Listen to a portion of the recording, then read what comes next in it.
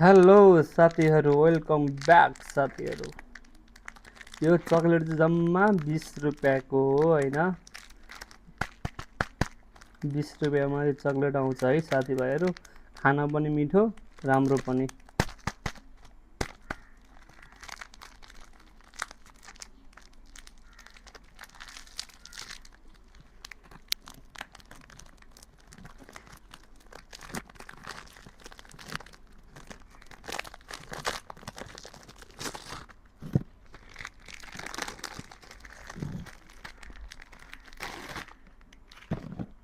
जम्मा 1 2 3 4 5 6वटा पिस मात्रै आउने रहेछ यार। तर मिठो चाहिँ मिठो हुन्छ है यो।